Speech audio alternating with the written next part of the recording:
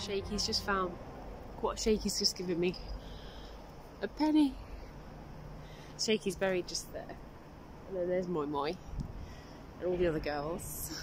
But yeah, I think it's just her way of saying hello. But I'll tell you something, it's just gardening without the chickens just isn't the same. It's just not the same. What I'm doing at the moment is, along this stretch here, I'm going to give it a tickle over, and then I can plant the garlic and broad beans for overwintering. You can do your broad beans in the spring, but they don't come as quickly, and then you're better off, if you can, get them in sort of around about now, sort of October, November time, because if the plant is bigger and it's cropping sooner, then you have much of a less battle with the black fly come spring. So, and you get a quicker harvest. Yay! Which, when there's not a lot coming off the garden in May and beginning of June, it's a welcome addition to the kitchen.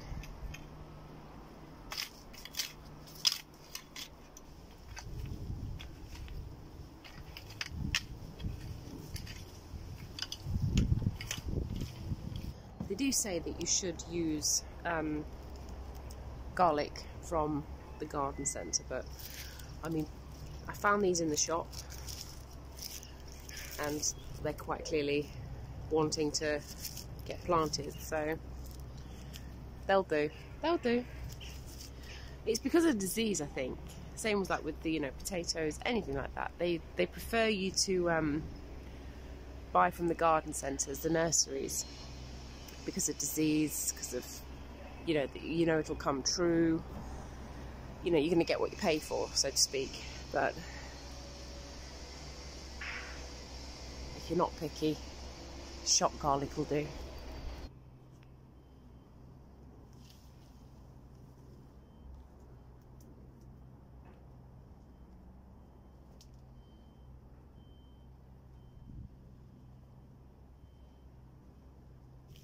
Right, so take your garlic bulb and break it open, and you're going to put one clove to one hole. That clove, the roots will come out of that end, and this tip here, that will grow the green foliage, and it's going to go that way, roots down. You want to go about the same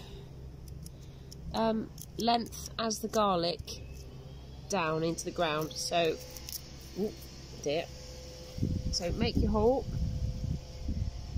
down it goes, and then just give it a little tickle.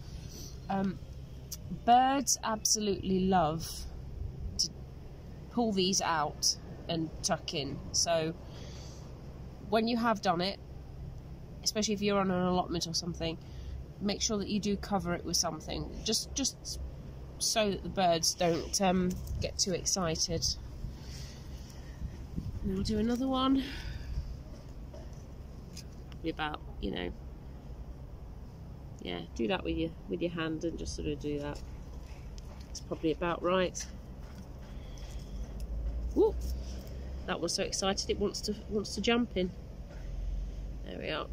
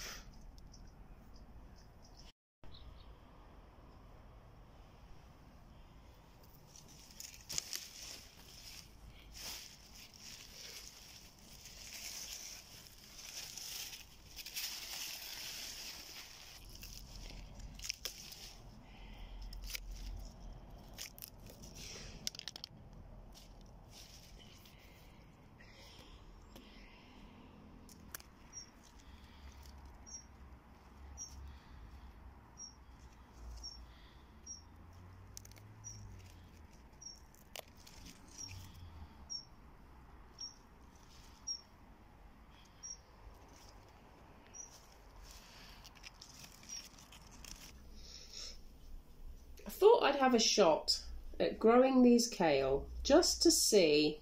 I know it's the wrong time of year to set the seed, but they might make it because it's quite a strong veg.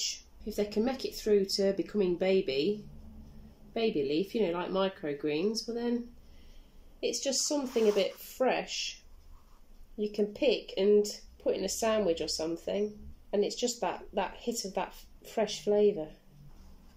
But they've got, you know, got good tap roots, look.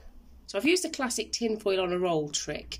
This is to bounce the light both ways, so that when the plants are growing, they're not straining towards the sun just one way. It kind of helps them to grow their stalk a bit straighter. So if I cover, it's not making much of a difference. Not really, I need a bigger packet. But yeah, to the eye it looks a lot more distinct than on the camera, but yes, that's a trick to help your greens grow straight if you're trying to, you know, grow them at this time of the year. Every end of the month or beginning of the next month, I always just bring out the apples to go through them basically and just make sure that if there's any bad ones, I take them out. If there's any on the turn that they need using first. It's just a way of trying to minimise the waste, because if you get one bad apple, they'll send the rest bad. The best ones I give to Mum, but everything else I'll use. Normally I would like to put a few out on the driveway, you know, to give to neighbours and whatnot, but this year the crop has been so awful. They've got this thing, these like brown spots on them, and also they've got brown rot. So I really don't know what they're going to be like. So I didn't even want to give them away to people. So there's a few that have gone bad already, but so far actually I'm quite pleased with how the rest of them are holding up. But there's a lot that are sort of this kind of size, you know. It's fine because I make myself brandy hot toddies. So what I'll do with, like, you know, apples that are this size, I can sort of cut them in half or cut them into slices and put them into my brandy hot toddy, because you don't actually eat the apple. It's there to just sort of sit in the water and give a bit of sweetness against the brandy, and then you take them out and you enjoy your hot toddy. So that's what I'll use these little diddy ones for. But really what I should have done was, earlier on in the year, you have clusters on your apple trees, and you should really only have maybe 2 or 3 apples per cluster, and make sure you've not got too many clusters on your apple trees. That way you get really good quality fruit. I didn't do that this year. And I think I did it a little bit on the James Grieve and, you know, a couple of them, but I didn't do it on all of them. And I'm paying the price now. Yeah, but I've got to go through my gardening books to see what I can do about these, if there's anything I can do to stop these spots, and especially the brown rot. So yeah, but we'll carry on.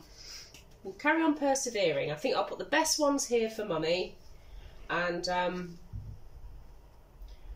any duff ones I'll put aside for me, and I'll probably make an apple tart, I think. Yeah, I'm in the mood for an apple tart. So that's going. That's a brandy one. That's definitely a brandy one. That's going. That'll be an apple tart. Any more from Mummy? Doesn't look spectacular, but it'll do.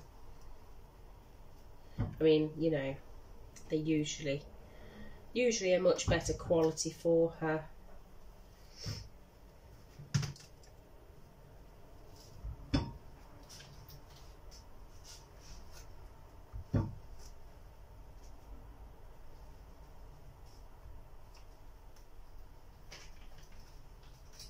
Oh, that one's nice and rosy.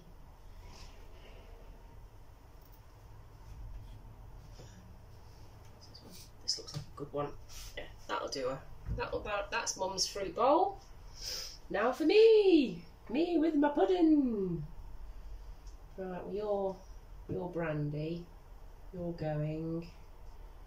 So I don't think these apples are going to last very long this year. They're definitely not going to get to Christmas. That's for sure. But I'll enjoy them while I've got them.